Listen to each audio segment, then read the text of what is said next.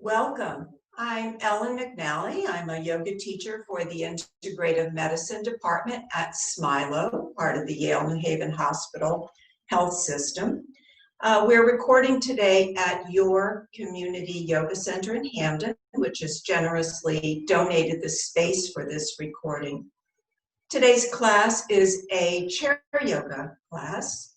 And just before we begin, I'd like you to know that everything we do is by invitation. So you will hear me say things like, as you're ready, if you like, you're welcome to. Then as we're doing certain stretches or moves, you have a choice of doing it as I'm demonstrating, or if you have a different way of doing it, that's fine. And I will also periodically remind you to check in with what's happening with yourself physically, different sensations you might be experiencing in your body. So be aware of what your body is saying from moment to moment. If your body is telling you to stop, please stop. And then I will also remind you periodically to tune into your breath. Before we begin, make sure you have a chair that you can work with. And if you like, you can place something on the seat to raise your hips a little higher. I have these yoga blocks, which are helpful for when we do things that include forward bending. You can use a pile of books or anything else that happens to be handy. So we will work starting top, and we'll work down through our bodies. So coming to some kind of a seat, make sure that you can sit with your spine lengthened. Maybe feel the weight of your buttocks pressing against the chair. Take a moment to lengthen through your spine by drawing the top of your head towards the ceiling, and perhaps dropping your shoulders down and slightly back. You can rest your hands on your legs, either palms up, palms down. And perhaps spread your toes on the floor. Get a sense of your connection with the floor. And we'll begin by taking 3 deep inhales and exhales. As you're ready, 3 deep inhales and exhales to start.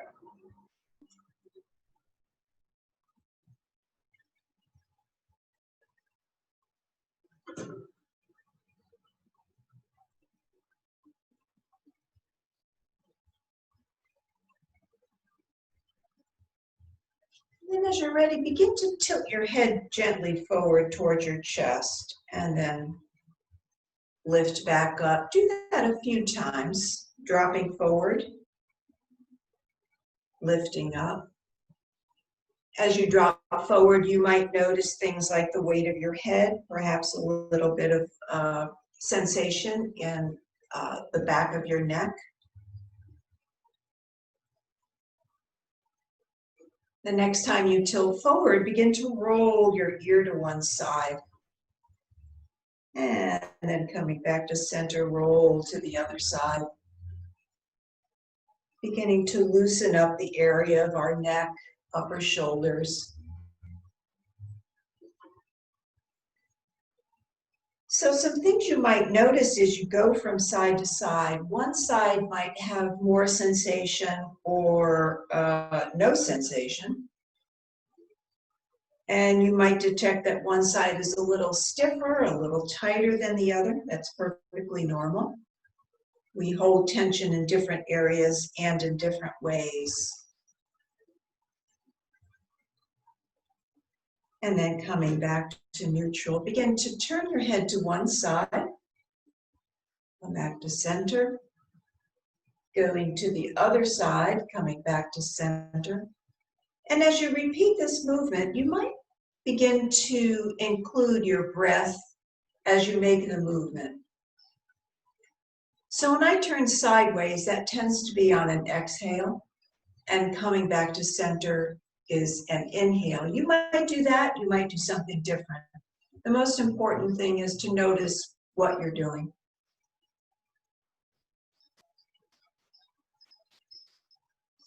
And then release. Begin to make little shoulder circles, maybe going front to back or back to front, your choice. You can switch to doing it one arm at a time. Sometimes one shoulder is willing to move and the other one isn't. So, move what's willing to move in whatever fashion it's willing to move. And these might become a little larger, maybe by lifting your elbow. You might start to get sensations in your shoulder joints, maybe your upper back around your shoulder blades. And then if it's within your range of motion, you can begin to do a larger windmill-like rotation. And again, that's up to you. You might stay with this or even this. So, and then shake it out. And then going in the opposite direction. And again, if you like, you can start to kind of like a breaststroke, move a little bit differently. I'm actually tilting a little bit side to side. You might add that or something else. And then as it's available, maybe windmilling, a slightly larger rotation, and noticing where in the area of your shoulders, your upper back, maybe other areas that you feel the movement. And then coming back to center.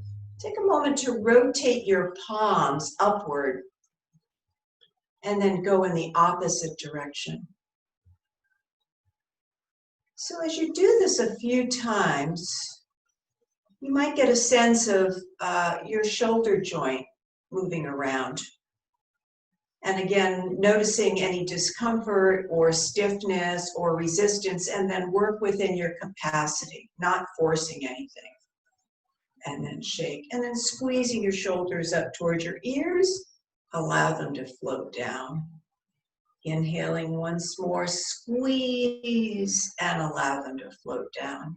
Once more, inhaling, squeeze, squeeze a little more, maybe a little more, and then allow them to softly drop.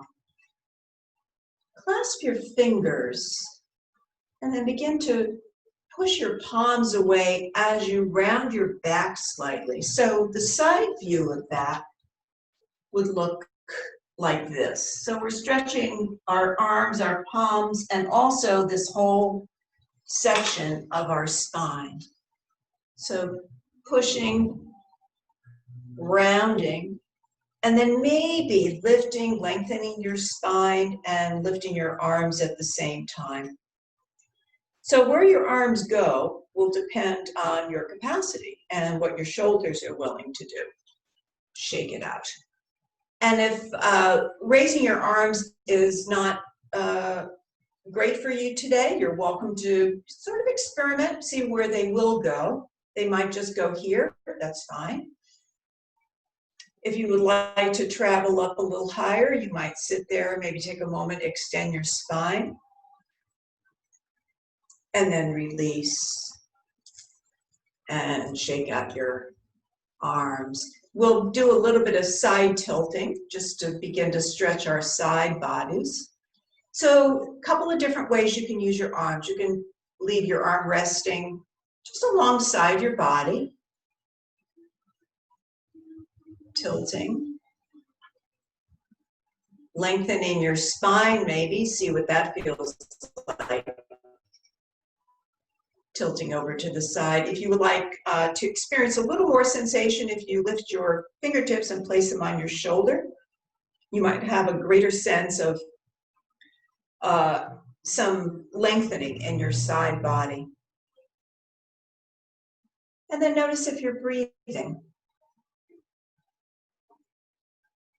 If you like a lot of extension, you can extend your arm longer. These are just different choices. You take the one that works best for you. And as we begin to work with our breath, you might on your side tilt, that might be an exhale. And you might find yourself inhaling up. So take a couple of rounds, placing your arm wherever it feels natural. Tuning into the sensation of the side tilt and noticing the movement of your breath as you go. And we'll try the other side. So maybe starting first with your arm at your side, exhaling over, inhaling up. So sometimes what happens if there's a lot of sensation, our breath tends to get choppy or short, or it even stops. So the checking in, the constant checking in with your breath gives you an opportunity to notice whether you're doing just enough stretching or just enough of a certain pose, or if it's past your capacity and your body is and your breath are starting to complain. It's important to listen to those things. And again, as you go over, depending on how much stretch you want,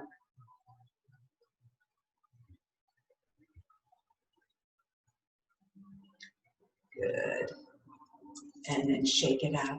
And then if you like, lifting your arms up, exhaling them down. And then this time going out to the side, inhaling up, extending, exhaling down.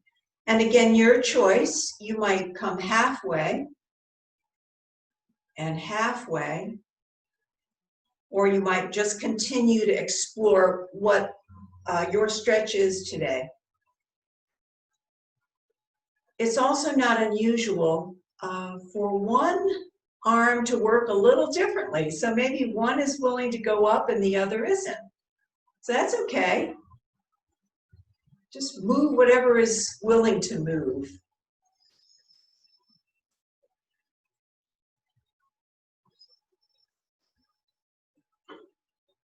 And then shake it out. So there are 6 different ways you can safely move your spine. We've done 2 of them, the side tilts. The next are, it's an adaptation of a pose, a yoga pose called cat-cow, and it's rocking back and forth so that you're rounding your spine one way and then the other. So a little side view. As I come forward, I'm going to inhale, I'm going to lift my chin, and maybe notice a little bit of a curve in my lower back. And then as I exhale, I'm going to draw my upper back towards the back of the chair, wherever you're working, dropping my chin, feeling that rounding in my spine. And if you like, we can do this maybe 5 or 6 times. Rocking forward, rocking back. Once you get the physical rhythm established, begin to tune into your breath. So the value here is to breathe the exact same length as your physical movement. This takes a little practice. No need to get frustrated if your breath is all over the place. That often happens. So inhaling, no pause. Exhaling back, no pause. So we're moving progressively toward a smooth, even, continuous breath. No pauses, no gaps. And then maybe rocking forward a couple more times. And then come to neutral. So those are 1, 2, 3, and 4 of our spinal movements. We'll do 5 and 6 momentarily. Our next movement will be just a little, I call this washing machine or hula hoop. It's just a rocking around. As you rock from front, side, and back, you might start to notice different areas. I always feel this across my lower back. And then as you rotate, In addition to noticing the different physical sensations, you might feel them shifting from one side to the other. Notice what your breath is doing, if it's smooth, if it's continuous, maybe got a little bumpy, and then going in the other direction. Rocking forward. How fast you go is up to you. You can slow it down.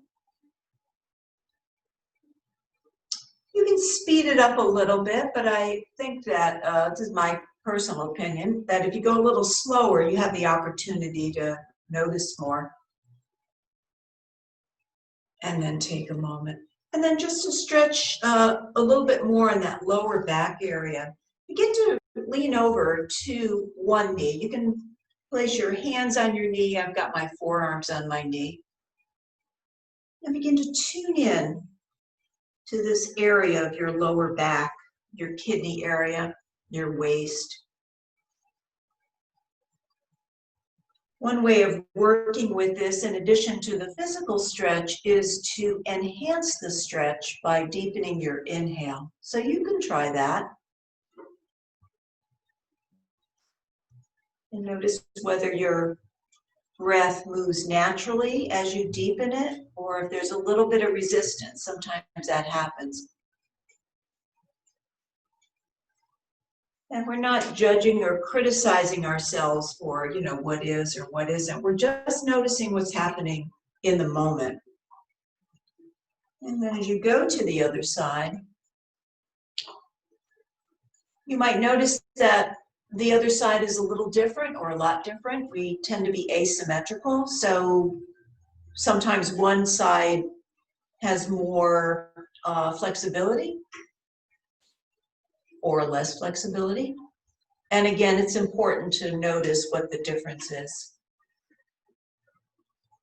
And then come back to center. You can do a little intermediate hula hoop or stretch. This is great if you tend to hold stress in your lower back, or you've done some lifting or gardening or something like that. So take a moment with your palms resting on your legs and take 3 of those deep inhales and exhales. You can close your eyes as you do this.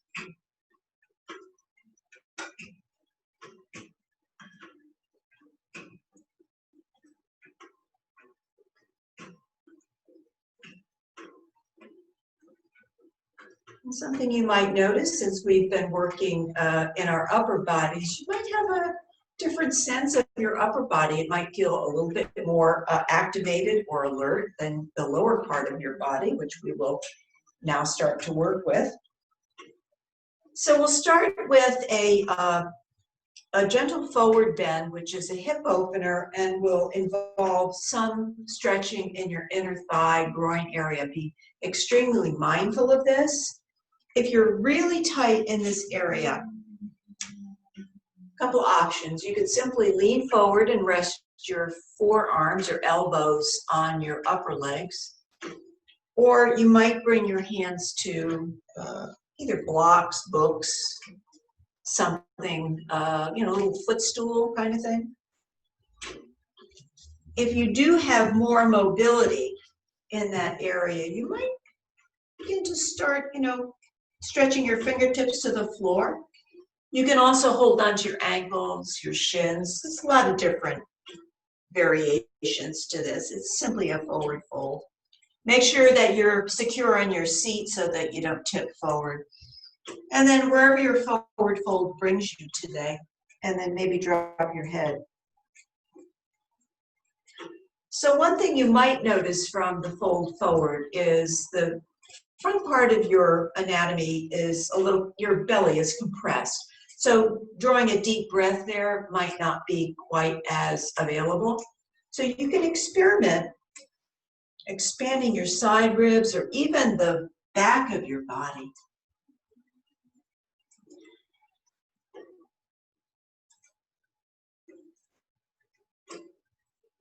And then release, and then bring yourself back up. And we'll move down into our hips a little bit. So if you like, you can lift one leg and just begin to make little circles. You can start small, you can stay small, or you might venture out into a larger movement, your choice, and then eventually going in the other direction. And shake that out, and switching sides.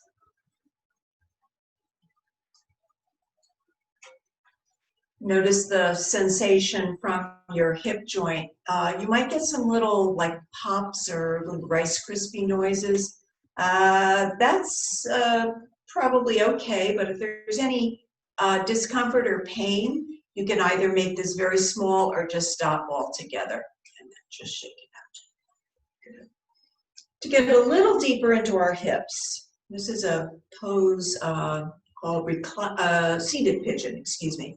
So you can stretch one leg out in front, maybe cross at your ankle, and then begin to draw your upper leg up towards you.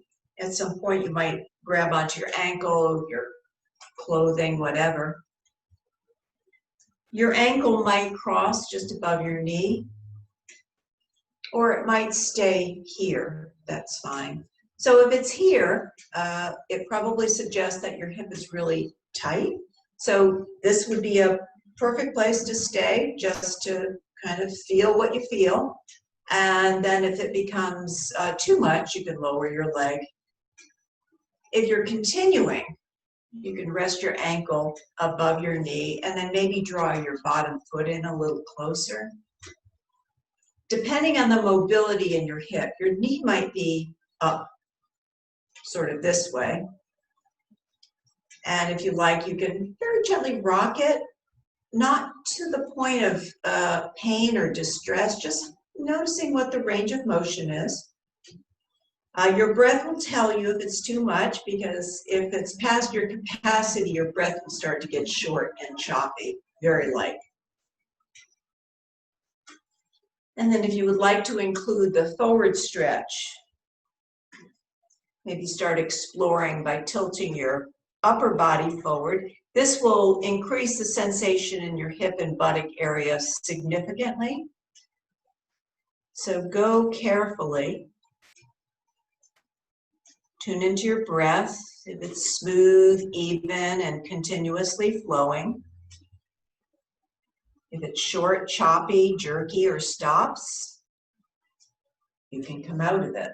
We'll try the other side. So extending one leg, crossing, bringing your foot up, and then determining where am I going to stay today. So I might stay here with my knee resting out to the side. This is plenty of hip opening for some folks.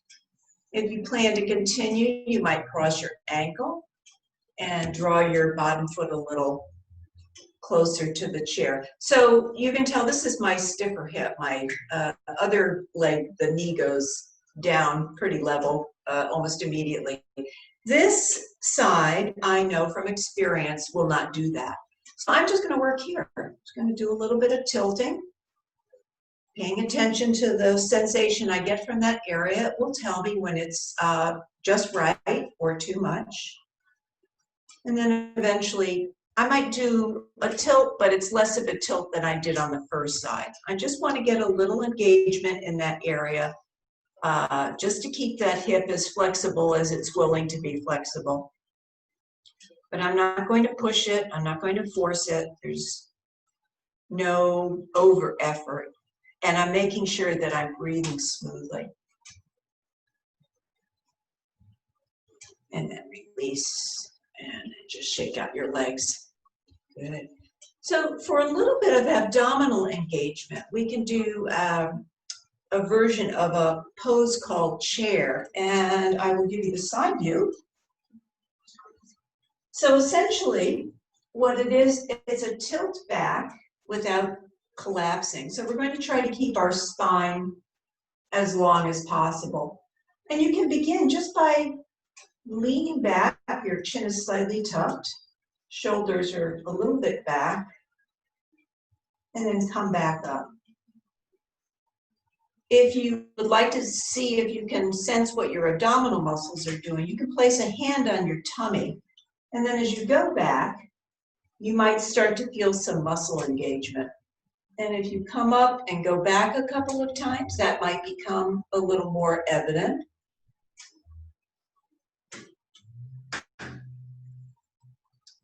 And then if you would like to incorporate a different type of arm, you can also cross your arms and just continue rocking back and forth, or you can stretch your arms out in front of you. And then see if you can coordinate your breath. So as I go back, that's generally on an exhale, and I use my inhale to bring me forward. So I'm exhaling back, and I'm kind of lifting in my chest with my inhale and coming forward. Maybe try 3 more times. Another option, if you like, is just to pause there, engaging your abdominal muscles, not your lower back, continually breathing, and then lifting up, and then release, and then come back to center. So here's a handy place to do your roll arounds, and then maybe the other direction. So if you did use your lower back a little bit, this will probably feel really, really good. So we're now going to do number 5 and 6 of our spinal movements, which is a twist. If for any reason you're not twisting today, you can do any of the moves that we did so far, or if you have a particular stretch that you would like to incorporate, feel free to do that. So we'll cross one leg over the other. I've crossed my left over my right.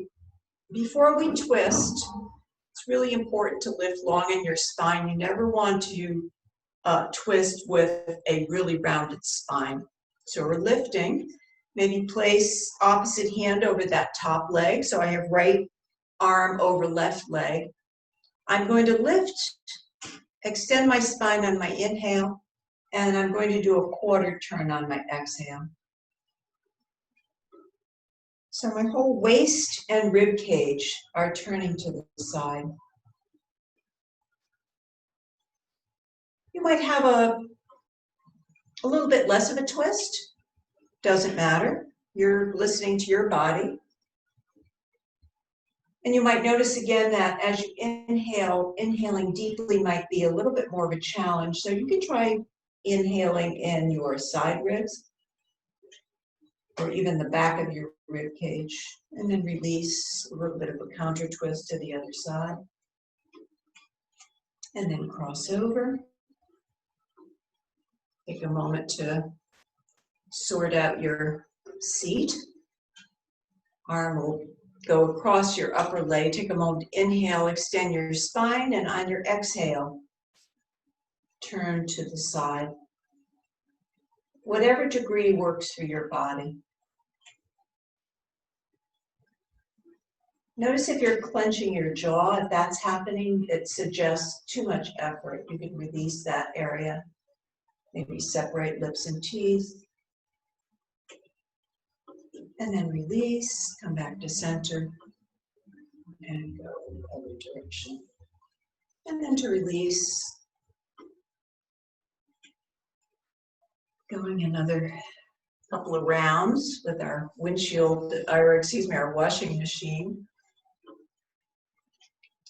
And then find your way into a comfortable seat. And we'll finish our practice with a very simple breath exercise. So for this, you might find yourself sitting back in your chair. Perhaps you like the support of the back of your chair. You can rest your hands either palms down or palms up. Either close your eyes or keep them softly focused on something in front of you.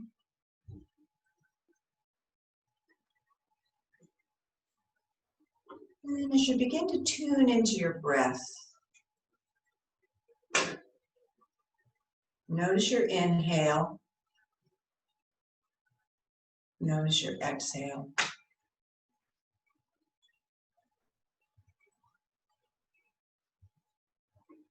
smooth, even, continuous, without noise and without pause. Perhaps feeling the passing of air through your nostrils.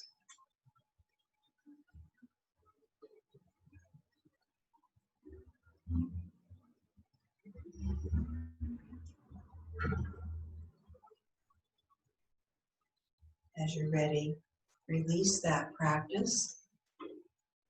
If you like, you can bring your palms together as we conclude our chair yoga today. Take a moment to express a sense of gratitude to yourself for taking time out for this very special kind of self-care.